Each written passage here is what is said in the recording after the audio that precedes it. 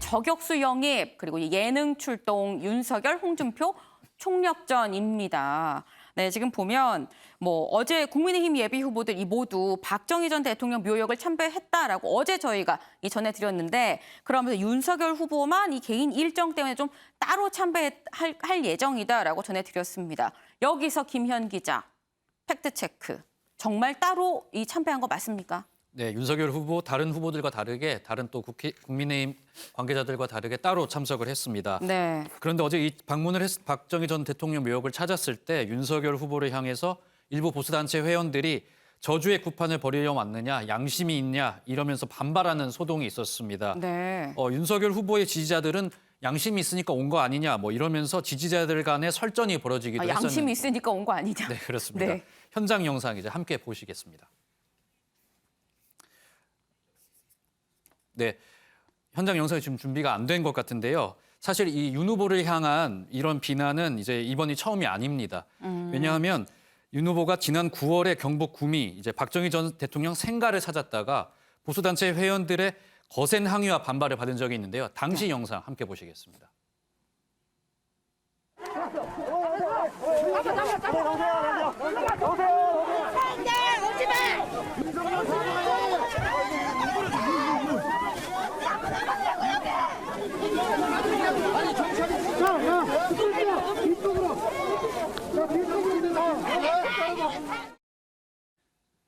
네, 방금 보신 것처럼 당시 윤석열 후보 우산을 쓰지 못해서 온몸이 비에 젖는 봉변을 당하기도 했습니다. 당시에는 기자들과 브리핑도 갖지 못한 채 이제 서둘러 자리를 떴어야 했는데요. 네. 이번에는 그 당시와 비교해 봤을 때 의료보험 제도를 언급하면서 박 전 대통령이 선진국의 기초를 놔줬다 이런 차분한 브리핑까지 남기면서 떠날 수 있었습니다.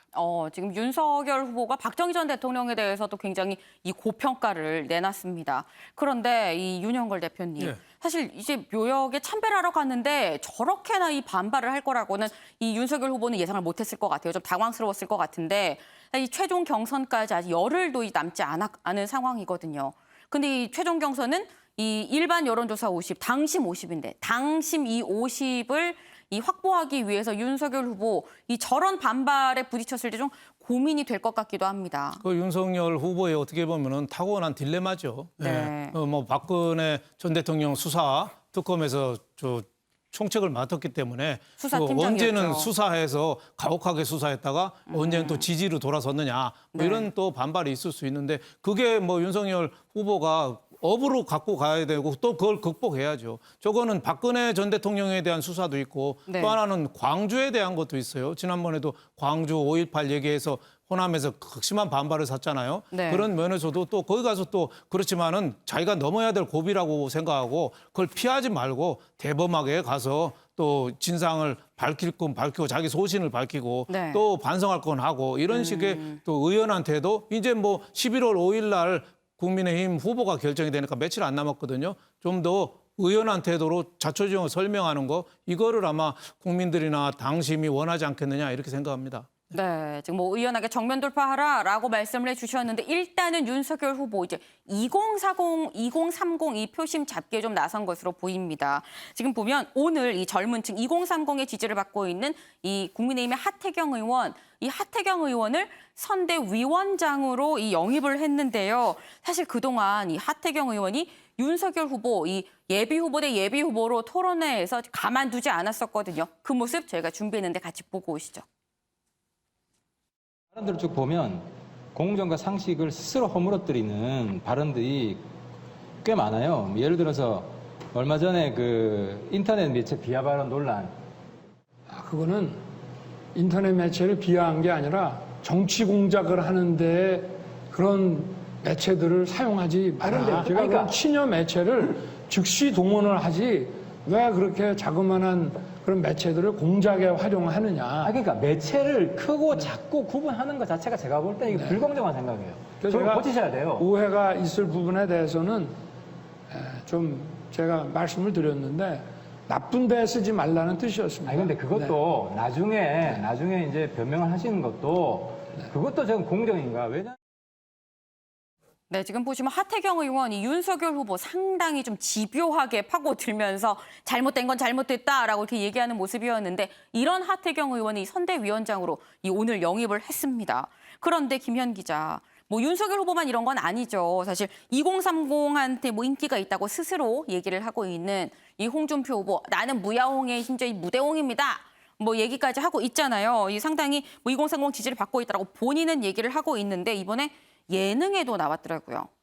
네, 그렇습니다. 국민의힘 대선 후보 홍준표 의원 예능 나들이에 나서면서 시원하고 솔직한 입담으로 눈길을 끌었습니다.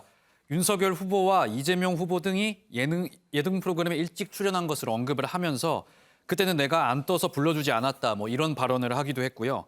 자신의 눈썹 문신에 대해서는 당대표 시절 국회의원들이 속을 하도 썩여서 눈썹까지 탈모가 왔다면서 네. 국회의원들 정말 못됐다 뭐 이런 익살스러운 농담을 던지기도 했었습니다. 네. 홍 후보 특히 SNS를 통해서 2030의 방식으로 소통하는 모습을 보여서 또 눈에 띄었는데요. 젊은 여성층들이 조금 선호하는 것으로 알려진 귀여운 고양이 캐릭터 돗자리를 깔고 국회에 앉은 모습을 자신의 SNS에 올리기도 본인 했었습니다. 돗자리는 아닌 것 같아요.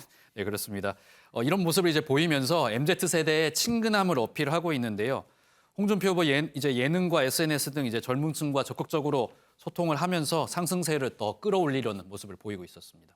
네, 지금 보니까 뭐 홍준표 후보가 거의 뭐 필살기 수준으로 지금 이 최선을 다하는 그런 모습이 보이는데 그러다 보니까 윤석열 후보 쪽에서는 이수아 기자. 네. 이 김종인 전 비대위원장, 홍준표 후보랑 김종인 전 비대위원장 이게 갈등의 골이 좀 있잖아요. 네. 그러다 보니까 김종인 전 비대위원장 얘기를 슬슬 하면서 또 견제에 나서는 그런 모습입니다. 네, 이게 김경진 캠프 대외 협력 특보가 라디오에 나와가지고 그제 이제 김 전 위원장이 윤 전 총장 측을 밀고 있다, 뭐 이런 얘기를 하던 와중에 홍 후보 예비를 넌지시 건넵니다. 그러면서 떠돌아다니는 소문에 홍 후보가 김 전 위원장에게 독대를 요청했는데 거절당했다고 전한 겁니다. 네. 홍 의원 직접 이 발언에 대해 반박했는데 듣고 오시죠.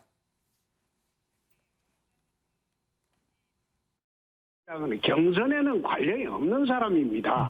경선에 도움을 받으면 영남의 보수층들이 전부 싫어해요. 그래서 경선에는 김종인 위원장을 만날 필요도 없고 제가 만나자고 연락한 일도 없습니다. 네네, 연락한 일이 특히 없다. 참모들이 걱정이 되니까 만나보라고 계속 종용을 해도 저는 경선에는 만날 생각이 없습니다. 네. 네, 독대를 거절했다는 소문 새빨간 거짓말이다라고 강하게 반발을 하는 모습이었고요. 이재명 후보에 대해서도 수위 높은 발언을 했는데 이재명은 내가 대통령이 되면 반드시 구속시킨다라면서 그건 정치 보복도 아니라라고 밝히기도 했습니다. 네. 근데 윤영걸 대표님, 네. 지금 보면은 어쨌거나 뭐 윤석열 후보의 뭐 견제용 발언이다라고 제가 말씀을 드리긴 했습니다만 당 지도부도 좀 고민을 하는 것 같긴 같거든요. 이 만약에 윤석열 후보, 홍준표 후보가 최종 이 당 후보로 확정이 될 경우에 김종인 전 비대위원장 좀 안 맞는 거 아닌가라는 고민이 지도부 입장에선 들 것도 같기도 합니다. 그렇죠. 뭐 일단 11월 5일 날 결정이 되면은 그동안에 당내 후보들이 특히 홍준표 후보, 윤석열 후보가 극심하게 싸웠잖아요. 네. 그러다 보니까 이 원팀으로 가야 되는데 그게 좀 잘 되겠느냐. 그래서 지금 윤석열 후보 쪽은 김종인 전 비대위원장하고 계속 대화를 좀 하고 있는데 홍준표 후보 쪽은 김종인 후보랑 좀 대화가 좀 소원했어요. 그리고 김종인 비대위원장 있을 때 홍준표 후보가 입당을 많이 타진했는데 안 됐잖아요. 네. 그러니까 이 경선이 누구 승리로 끝날지는 모르지만 끝나고 나서 원팀이 되겠느냐. 지금 민주당도 이재명 후보가 후보로 당선이 결정이 됐지만 지지율이 안 올랐거든요. 왜? 다른 후보들이 특히 이낙연 후보가 적극적으로 좀 도와주질 않았기 그것도 원인이 있거든요. 그래서 아마 국민의힘의 과제가 그게 아닌가. 원팀으로 가야 되는데 그걸 어떻게 해야 되느냐. 또 김종인 후보, 김종인 비대위원장이 또 필요하긴 또 하거든요. 국민의힘은 지금 어른이 없어요. 누군가를 또 컨트롤해준 경륜 있는 사람이 없어서 필요하긴 한데 그런 면에서 좀 아쉬운 면 그리고 좀 불안한 면이 좀 있죠. 네, 네, 그렇군요. 지금 뭐 끝나도 다 끝난 게 아니기 때문에 사실 뭐 이 경선 이후의 상황도 좀 생각을 해봐야 된다라는 이 말씀을 주셨는데요.